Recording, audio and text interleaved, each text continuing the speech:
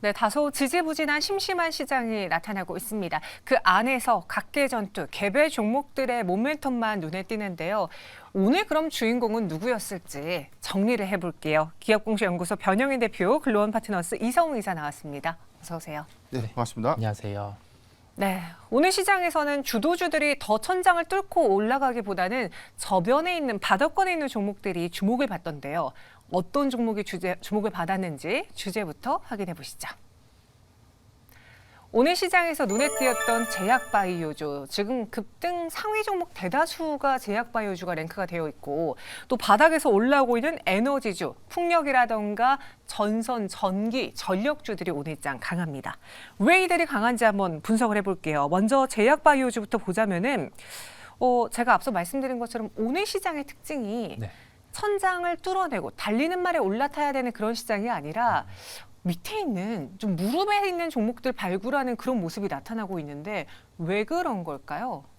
우리가 시장 색깔에 따라서 좀 나타나는 현상이기도 하고요. 네. 그다음에 시기를 함께 대입을 해보면 과거에 강했던 업종 같은 경우가 또 비슷하게 움직이는 경우가 있습니다. 지금은 그런 현상이 나타나고 있죠. 변수는 우리가 미국의 10년물 국채 같은 경우가 한 5%대까지 상승을 했다가 지금은 4.4%까지 지금 하락해 있는 상황이고 우리나라만의 수급적인 현상으로 우선은 공매도 금지가 되고 나서 시장의 변동성이 확대되었다가 변동성이 줄어든 상황입니다. 그리고 지금이 언제죠?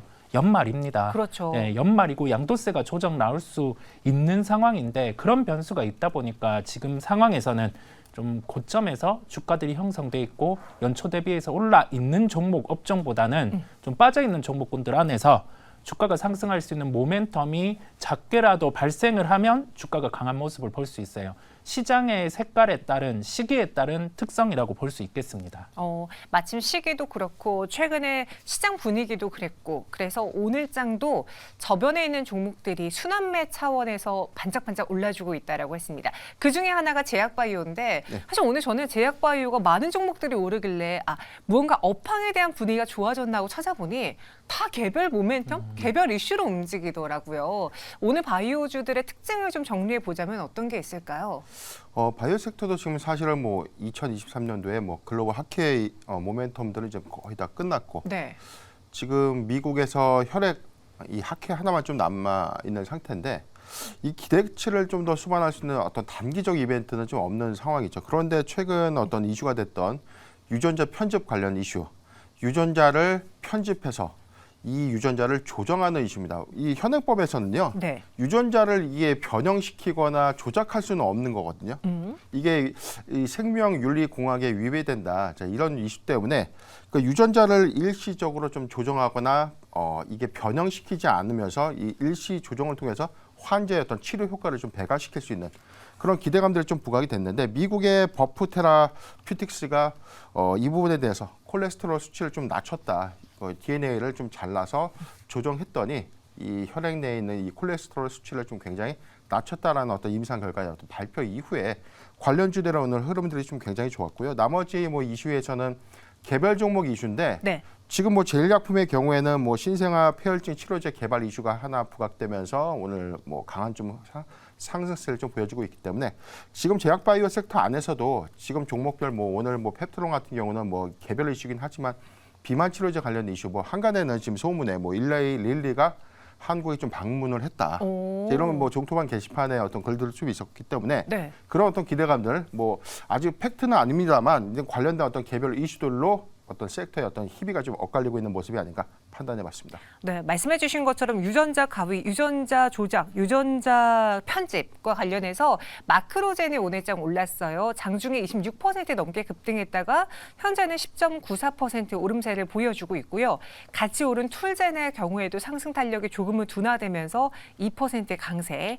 또 일라릴리와의 무언가 이야기가 좀 돌 것으로 예상되는 펩트론은 현재 장대 양봉 그려내면서 16% 넘는 급등 나타내고 있습니다.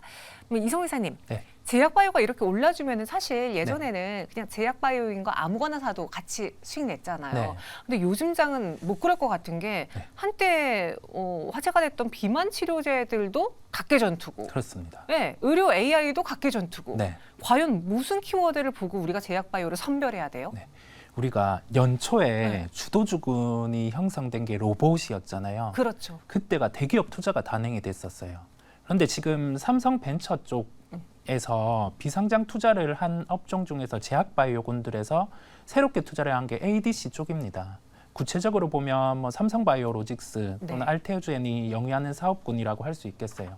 대기업 단에서 투자한 그 업종 안에서 컬러를 먼저 볼 필요가 있겠고요. 그 다음에 과거에 계속 반복되었던 부분, 뭐 기술 수출이라든지 이러한 요소 같은 경우는 우리가 로열티의 반환 같은 경우를 봐왔어요. 그러면서 종목들이 주가 변동성이 커왔단 말이죠. 그러면 새로운 모멘텀이 부각될 수 있는 쪽에 대한 주목이 필요합니다. 그 부분은 이제 기술에 대한 부분에 대해서 지금 개런티를 받고 있는 상황에서 구조가 바뀔 수 있는 쪽, 네, 그런 부분까지 함께 볼 필요가 있겠고, 여기에 더해져서 트렌드의 변화입니다. 트렌드의 변화. 네, 덴마크의 GDP를 넘어섰죠. 비만 치료제 같은 맞아요. 경우가. 그다음에 루이비통의 시가총액을 노보노디스크가 넘어섰단 말이죠. 이 부분이 의미하는 게 뭐냐면 우리가 과거에 우리나라에서도 시가총액 상위주들 중에서 화장품이 들어왔을 때가 주도주가 형성이 됐었어요. 그런 군들처럼 비만 치료제 같은 경우 주가가 많이 움직였다 하더라도 이 트렌드의 변화 안에서는 단기에 대한 시세는 아니란 말이거든요. 그렇다 보니 이 부분에서 대기업의 투자와 함께 전체적인 시가총액 상위주들의 변화를 보면서 투자를 하시는 게 훨씬 낫다라는 결론입니다. 기술 이전과 계약 구조 변화도 눈여겨봐야 되고 지금 뭐 비만 당뇨 이야기가 우리 그래도 몇 달 있었잖아. 이제 네. 좀 캐캐묵은 이야기 아니야라고 생각할 수 있지만 전 세계적인 트렌드를 봤을 때 단기에 끝날 만한 사항은 아니다라고 이야기해 주셨습니다. 그리고 또 오늘 시장에서는 에너지 관련주들도 고개를 들고 있어요. 이게 제가 기억하기로는 그 금리 인상 중단 시그널 나왔을 때부터 신재생 에너지주들이 움직인 걸로 알고 있는데 최근 에너지를 둘러싸고 있는 뭔가 상승의 근거, 이유가 있다면 어떤 게 있을까요?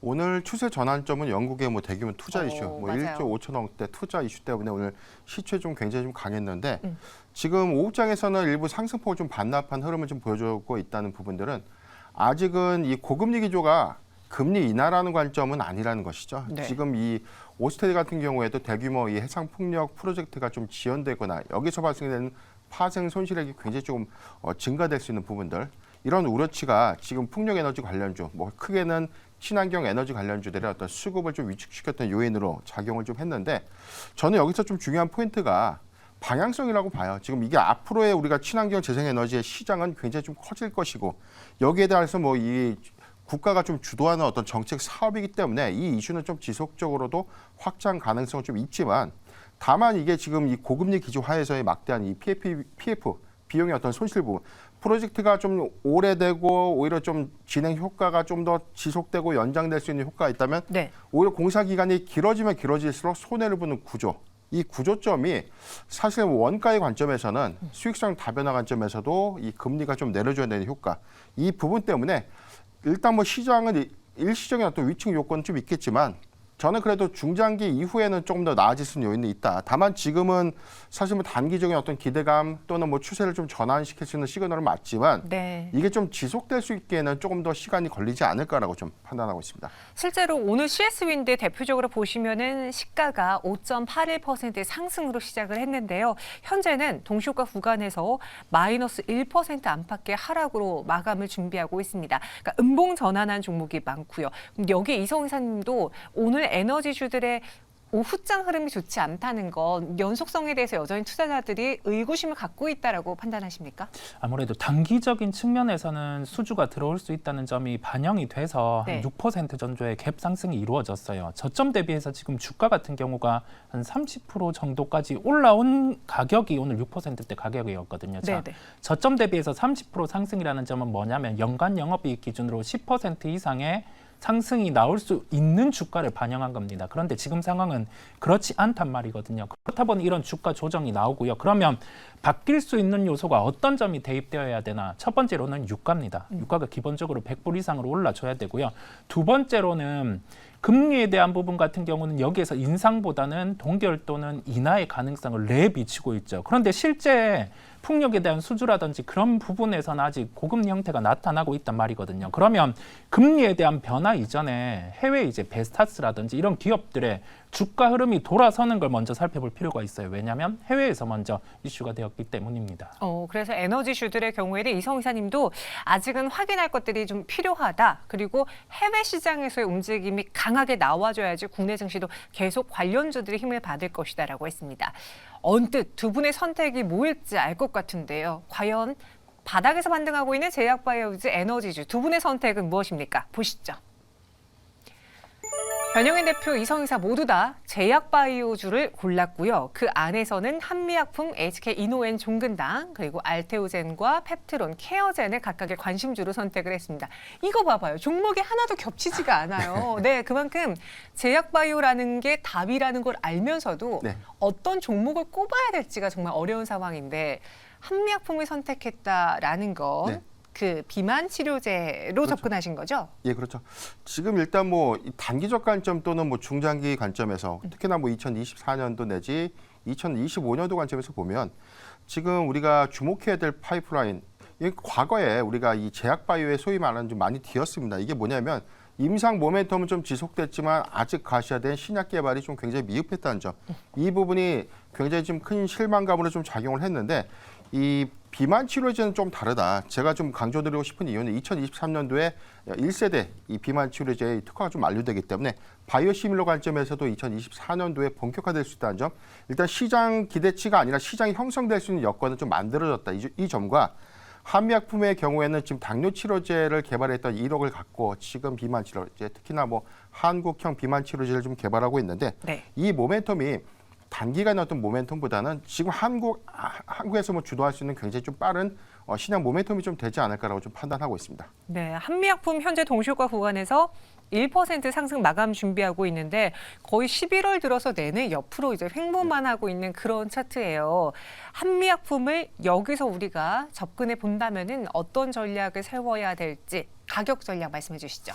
일단은 뭐 크게 좀 변동폭이 좀 없기 때문에 지금 추세 구간 저는 뭐 종가 부근에서 지금 30만 5천 원 미만에서는 모아갈 수 있는 여건이 좀 충분하다. 이게 비단 뭐 비만 치료제의 어떤 모멘텀보다도 실적 관점에서도 접근을 해봐야 되는데 3분기 실적 기조에서는 뭐 이 한미 북경의 어떤 이 성장세도 좀 지속되고 있다는 점, 이게 2024년도까지 성장성을 좀 대변해준다. 이 부분과 이 단기 모멘텀인 이 비만 치료제 임상 모멘텀들이 좀 부과가 된다면 지금 저는 종가까지는 좀 30만 5천 원 미만 매수 구간이라 좀 판단되고요.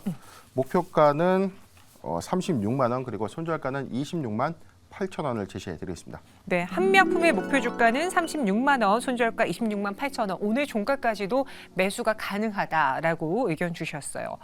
이성 이사님은 알테오젠을 가장 큰 탑픽으로 꼽아주셨는데 네. 저는 개인적으로 펩트론이 오늘의 거의 뭐 대장이지 않았나 싶었거든요. 네. 알테오젠이 펩트론을 이긴 이유가 있습니까? 이긴 이유 같은 경우가 아까 말씀드린 요인이에요. 네. 말씀드린 부분이 그 새롭게 지금 부각될 수 있는 부분이 반독점에서 독점 형태로 계약이 바뀌면 이게 개런티가 될 수 있는 부분에 초점을 맞췄습니다. 그런데 이건 누구도 알 수 없어요. 어떻게 될지 모르죠. 그렇죠. 근데 여기에 대해서 뭐 SC제형을 써서 이제 이게 형태가 변해서 당연히 써야 되고 그런 얘기보다 가능성에 대해서 우선은 매수를 하는 겁니다. 반독점에서 독점 형태로 바뀔 수밖에 없는 구조고 여기에서 몇 퍼센트의 로열티를 받느냐에 따라서 주가의 방향성은 결정될 수 있어요. 3% 이내로 받으면은 여기에선 주가는 빠질 수 있습니다. 하지만 3% 이상 받는 구조가 나타난다라고 하면은 주가 같은 경우는 그래도 이전에 말씀드린 목표까지 한 10만 원 정도는 도달할 수 있기에 높은 가능성에 우선은 매수를 해보는 초점을 맞췄습니다. 여기는 그러면 약간의 리스크를 안고, 그러니까 뭔가 확률 싸움으로 우리가 접근하는 건데 네. 기존의 반독점에서 독점으로 계약이 바뀌게 된다면은 알테오젠에 있어서는 네. 정말 최고의 모멘텀이 될 것이다 이야기했습니다. 그럼 이런 종목일수록 손절 라인을 좀 타이트하게 잡아야 되는 건지 가격 전략은 어떻게 해볼까요? 시가총액 상위주다 보니 주가가 프로그램 매매에 따라서 변동성이 큽니다. 이 종목이요? 네. 그다음에 뭐 2차 전지라든지 반도체군이 강할 때, 코스닥은 또 엔터겠죠. 그쪽 군이 강할 때는 프로그램 매도가 나오면서 상대적으로 약할 수 있는데 그런 점을 감안해서 제가 매매 라인을 잡았습니다. 매수가는 72,000원대를 잡았습니다. 이 가격대 같은 경우는 단기적으로 추세가 깨어지지 않는 가격임을 말씀을 드리고요. 목표가는 우선 1차로 8만 원을 제시해 드립니다. 그다음에 손절가 같은 경우는 매수가의 10%예요. 이게 약간의 오타가 제가 났는데 손절가는 6만 5천 원을 제시해 드립니다. 네, 매수가는 72,000원 저희 정정하겠습니다. 손절 가격은 6만 5천 원이라는 점 다시 한번 확인 부탁드릴게요. 그리고 오늘 동시효과 구간에서 장대 양봉 뽑아내고 있는 펩트론에 대해서도 현 구간에선 그럼 여전히 홀딩 의견을 주실 것 같거든요. 펩트론은 어떤 걸 보면서 전략을 세워야 될까요? 오늘 아까 그 포인트를 짚어주신 것처럼 최근에 그 해외 기업 같은 경우에 바이오 기업사 같은 경우에 컨퍼런스가 있다 보니 국내에 방문을 해 있습니다. 그렇다 보니 뭐 비만 치료제라든지 이런 부분에 관련해서 종목들이 좀 강한 경향이 있는데 오늘은 거래를 수반하면서 주가가 종가 고가로 마감을 합니다. 이런 상황 안에서는 좀 이격이 커지기는 했으나 보유하고 계신 분들은 우선은 홀딩이고요. 다른 모멘텀이 당장 나오지 않으면 주가 같은 경우는 변동성은 커질 수 있어요. 네, 그 점을 염두에 두시면 되겠습니다. 네, 펩트론까지도 이야기 나눠봤어요. 오늘 시장에서 주목받고 있는 제약바이오주, 에너지주를 체크해 봤는데요. 두 분은 상대적으로 제약바이오에 대한 상승 탄력이 조금 더 높을 것 같다라는 의견 속에 알테오젠과 한미약품을 탑픽으로 전해주셨습니다. 마지막 동시효과 구간 볼게요. 코스피는 0.19% 그래도 상승 마감 준비하고 있습니다. 오늘 기관의 매수가 좀 들어왔다면 탄력도가 더 커졌을 텐데 다소 아쉽고요. 코스닥은 0.14% 강보합 안에서 815.73포인트 지나고 있고요. 오늘은 반도체주들이 상대적으로 부진했던 하루입니다. 그럼 오늘 장 정확히 어떻게 마감을 했는지는 지금부터 확인해 보시죠.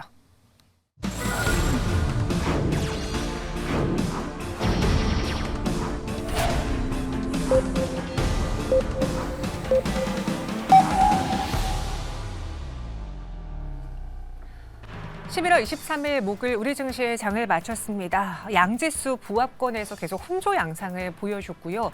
그 안에서 시총 상위 종목이라던가 주도주가 부재한 오늘장 개별 모멘텀으로 개별 특징주로만 눈에 띄었던 하루였습니다.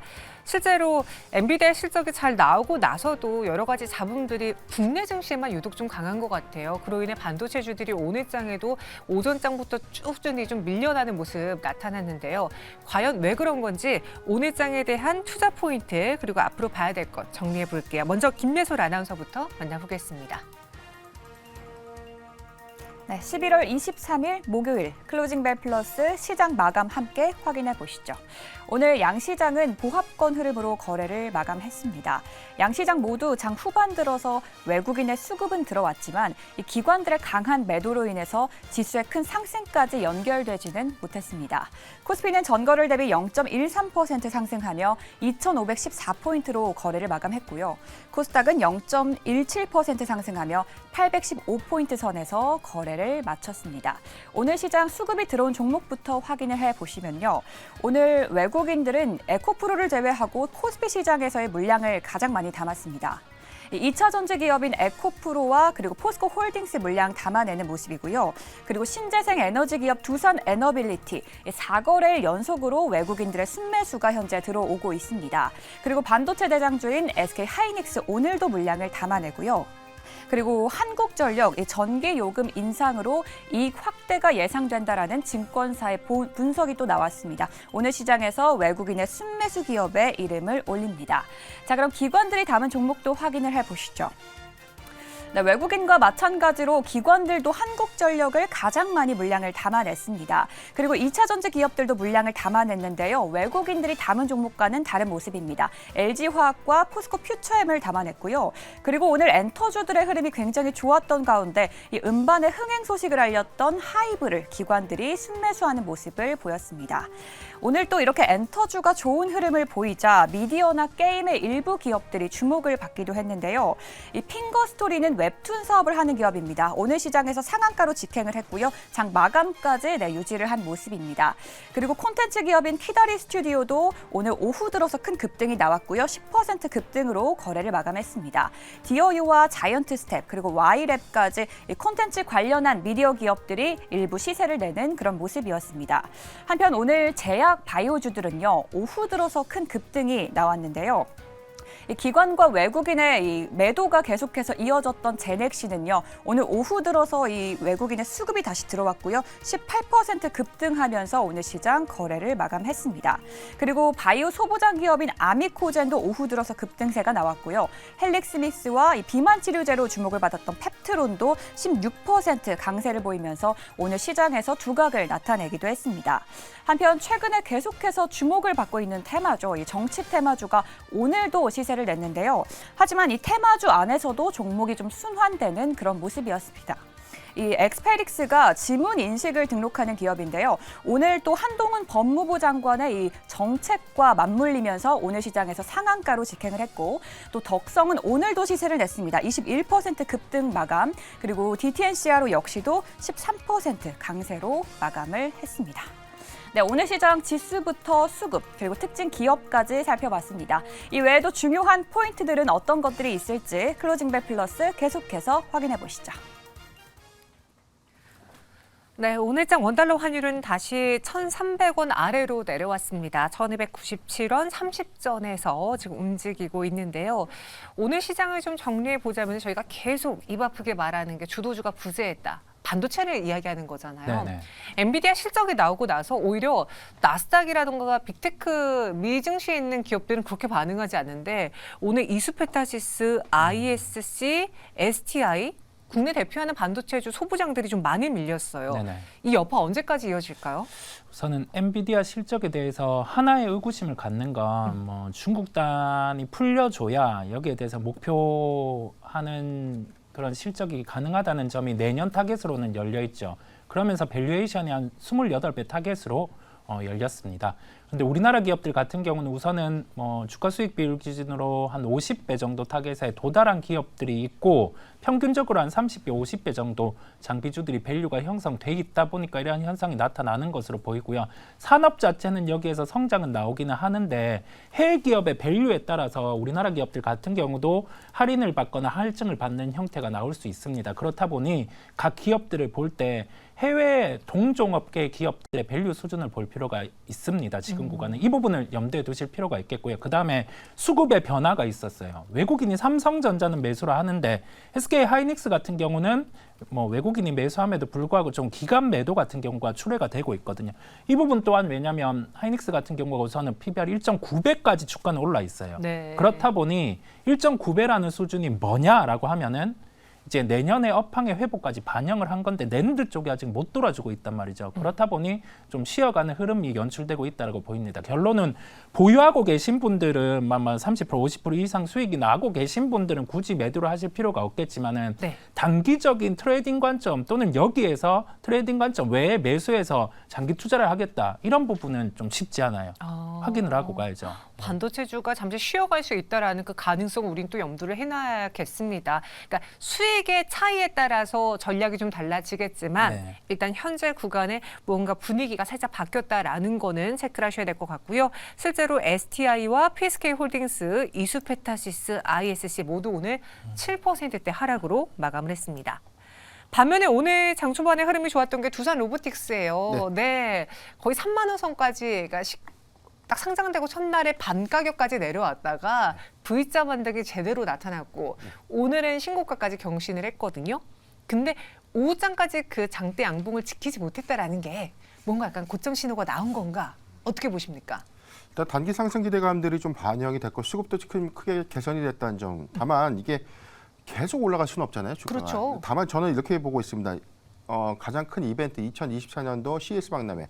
여기서 로봇이라든가 AI, UAM 관련된 어떤 고도화된 기술 공개가 좀 이루어지면서 로봇 섹터는 언제든지 이벤트화에서 추세 전환할 수 있는 시그널들이 좀 강한 섹터가 좀 아닌가라고 좀 판단을 해봤기 때문에 상장일 이후에 10월 27일 저점이었던 32,150원 구간에서 지금 추세전은 완전하게 좀 전환을 했지만 다만 좀 오늘 윗꼬리 달고 내려온 부분들 장기간 좀 횡보할 수 있는 단기적으로 좀 횡보할 수 있는 구간은 맞지만 여기서 다시 3만 원 간다 이 구간은 좀 그런 어떤 그림은 좀 나오지 않을 것이다라고 좀 보여지고요.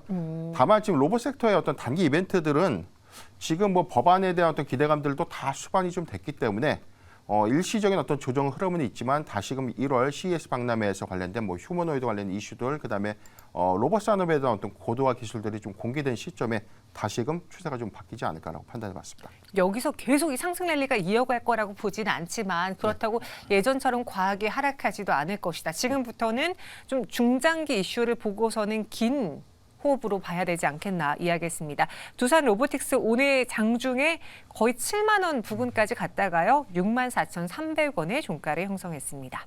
그리고 오전장에 우리를 배신한 대표적인 종목이 철도주예요. 네. 예를 들어서 대하TI는 오늘 13%의 갭상승으로 시작했는데 오히려 하락으로 마감을 했고 대우 AL도 9% 갭상승으로 시작을 했지만 마이너스 2% 약세로 장을 마쳤습니다. 대표적으로 현대로템 역시도 음봉 전환이 됐는데 그 우크라이나와의 원팀, 철도 원팀 이야기가 나오면서 오전장에 주목을 받은 거잖아요. 그런데 하락 전환했다, 음봉 전환했다. 여기서 오늘장의 전략 답이 나온 겁니까? 우선은 뭐 120량 정도의 규모죠. 이 부분을 GTX랑 해외에 대입을 해보면 1,000억에서 한 3,000억 정도 수주가 예상이 되고 있어요. 한번 환산을 해보면. 그런데 이 수주가 나오고 나서 다음 수주의 연속성이 부족하다는 점이에요. 그다음에 내년에 예상되는 영업이익 한 3,000억 정도 수준. 그런데 시가총액은 2조 8천억 정도. 한 3조는 부담을 느끼는 구간이기는 합니다. 작년과 올해가 달라진 건 작년에는 해외 수주 같은 경우가 연속될 수 있는 환경이었고 거기에 대해서 수주 잔고와 수주에 대한 규모들을 계속 연속해서 나타나는 걸 비교를 해보면 밸류에이션이 뭐 10배 이상, 15배 이 정도까지는 받을 수 있었는데 지금은 그런 환경이 아니기 때문에 좀 밸류의 부담을 느끼는 측면도 있습니다. 우리가 작년과 올해 달라진 뭐 환경들을 대입을 해보시면 좀 답이 나올 것 같고요. 좀 상승이 나올 때 뭐 외부 변수에 의한 상승이라든지 다른 좀 뭐 모멘텀 요소로 상승이 나올 때는 방산주 같은 경우는 조금 유의할 필요가 있다라는 결론입니다. 실제로 방산주의 경우에는 전일 그 북한 뉴스도 있었고요. 위성 이야기도 있었고 조금 주목을 받는 것 같긴 한데 수익률 단에서의 그리 큰 모습은 보이진 않았거든요. 네. 방산주랑 철도주는 조금은 다르게 봐야 된다라는 말씀이신 거죠? 같이 보시면 되는데 같이 봐야 된다는 같은 개념으로 말씀이고요? 보시면 되고 방산주 중에 주가가 하나 다른 게 네. LIG 넥슨은 좀 다르기는 해요. 뭐 수주에 대한 기대감으로 다르기는 한데 이 기업 또한 만약에 수주가 나왔을 때는 주가 변동성 커질 수 있습니다. 예, 우리가 수주에 좀 기대는 환경이고 작년과 올해 다른 측면, 수주의 연속성과 수주의 부재성을 대입을 해보시면 좀 답이 나올 것 같습니다. 알겠습니다. 철도주 오늘 음봉 전환에서 다소 아쉬운 흐름이었고요. 이어서 LG이노텍도 한번 볼게요. 오늘 앞으로 실적 전망이 좀 둔화될 것이다. 실적 둔화 전망 이야기가 나오면서 주가가 좀 많이 밀렸어요. 4.89% 하락으로 마감을 했습니다. LG이노텍이 도대체 언제쯤 나아질 수 있을까? 최근에 이 종목도 많이 밀렸다라는 그런 전망 속에 우상향을 하려고 했던 상황이었거든요. 그럼 좀 더 밀어볼까요? 저는 지금 매수 관점을 보고 있습니다. LG이노텍 오히려요? 그렇죠. 왜냐하면 네. 지금 우리가 딱 이 일봉 차트를 보면요. 7월 초를 기점으로 주가가 급락했다. 이게 뭐냐면 하반기의 실적 우려감, 업황 우려감들은 모두 다 반영이 됐다. 애플이랑 악재도 다 반영이 됐고요. 다만 좀 낙폭을 좀 키웠던 구간이 뭐 애플의 어떤 이 리스크가 좀 한번 부각이 된 점이 좀 있었죠. 뭐 중국에서 공무원들의 애플 사용 금지. 뭐 이런 이슈 때문에 주가 좀 단기간 좀 하락했던 측면도 좀 있었고 하반기에 대한 어떤 뭐 중국향 어떤 경쟁 심화에서 좀 뒤처질 수 있다는 우려감 때문에 실적 조정치가 좀 하향됐고 여기에 따라서 증권사의 어떤 목표 주가치도 좀 하향이 됐는데 그럼에도 불구하고 제가 굉장히 좀 아쉬운 부분이 전장량 공급 이슈를 전혀 고려하지 않았다는 점이죠. 지금 LG이노텍이 뭐 한간에서 삼성전기가 뭐 테슬라의 전량 뭐 카메라 모듈 공급한다 이렇게 알고 있지만 사실 LG이노텍도 동일 공급사입니다. 이 부분인데 아직 자율주행이 상용화되지 않았지만 여기서 확대된 어떤 카메라 모듈의 어떤 이 양산 그리고 지금 대규모 투자를 좀 수반하고 있다는 것은 지금 당장이 아니라 앞으로의 먹을거리에 대한 선 대응을 지금 현재 하고 있다는 관점에서 LG이노텍은 굉장히 조금 시장의 평가가 좀 냉혹하지 않았나. 그렇기 때문에 저는 25만 원 미만 구간은 좀 모아가던 구간 좀 맞다. 그래서 저는 상반기까지는 LG이노텍 실적에 대한 어떤 우려감들을 그다음에 굉장히 어떤 뭐 중국향 리스크에 대해서는 다 선반영됐다고 보고 있고요. 앞으로는 전장 사업 부분의 실적 회복 관점에서 좀 접근하는 것이 맞지 않을까라고 판단해 보겠습니다. 네, 오히려 LG 이노텍의 경우에는 전장이라는 아직 남은 카드가 있기 때문에 나는 25만 원 밑에서는 가격적인 매력이 좀 보여진다. 매수 의견 주셨습니다. 이성 이사님의 생각은 어떠세요?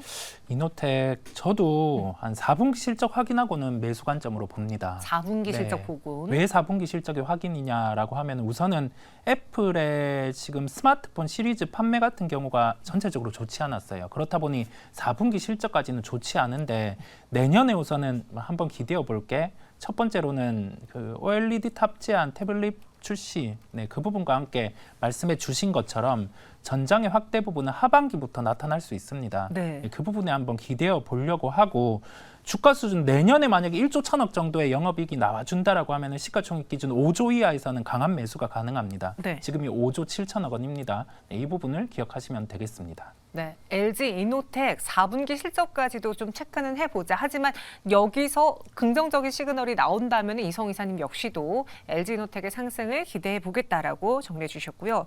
오늘 급등한 상한가 마감한 종목 중에 저 처음 언급하는 것 같은데 네. 블리츠웨이라는 회사가 있어요. 네. 이 회사가 주지훈 씨를 품에 안았다라는 소식에 상한가에 갔거든요. 그리고 연예 매니지먼트에서 합병 결정의 상한가 직행 어떻습니까? 탈바꿈 될 수 있을까요? 회사 자체가?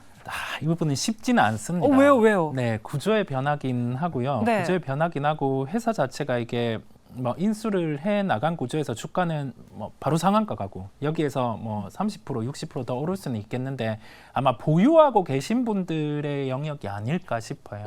네, 왜냐하면 기존에 이 부분을 인수해가는 기업이 재무에 대한 컨디션이 썩 좋지 않고 자금을 조달해서 플레이를 해야 되는데 이 자금 조달 같은 경우가 이루어지고 나서가 또 어떤 추이가 나올지를 봐야 할 것 같아요. 이게 왜 이렇게 말씀을 드리냐고 하면은 빠른 매매를 하시는 분들은 충분히 이 종목 같은 경우에 모멘텀이 있으니까 매수를 해서 수익을 볼 수 있습니다. 그런데 개인 투자자분들, 일반적인 분들은 자칫 여기에서 주가 변동성이 커질 때 좀 계좌의 손실이 커질 수 있기에 제가 그런 점을 말씀을 드립니다. 네, 보유긴 한데 갖고 있는 분들의 지금 영역이지 여기서 사실 이 회사가 피규어를 만드는 회사긴 네네. 하더라고요. 근데 이제 연예 매니지먼트 특히나 주지훈 씨도 있고 정려원 씨도 있는 걸로 알고 있는데 아무튼 이 소식이 오늘 상한가에 갔지만 우리가 완전 회사가 달라질 거야, 탈바꿈 될 거야 하고 따라붙기에는 좀 힘든 회사이지 않겠느냐라고 정리해 주셨습니다.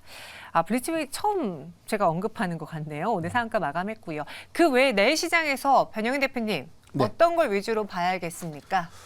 일단 뭐 소비주 관점인데 뭐 미국의 블랙 프라이데이를 좀 앞두고 있기 때문에 최근에 어떤 화장품주의 어떤 조정폭 좀 쉬어가는 폭이 좀 있었다. 그런데 이 화장품주도 옥석 가리기 관점에서 보면 내용을 좀 보면 중국향 비중이 굉장히 좀 줄었고 북미향 비중이 좀 증가됐다. 이의 관점에서는 4분기 실적 호조 관점에서 실적의 연동성 관점에서는 대중 의존도가 좀 낮은 기업들, 북미향 어떤 매출 비중이 3분기에 굉장히 좀 좋았던 화장품 OEM사의 어떤 수요 관점 이 부분도 좀 잘 주시하면 좋을 것 같고요.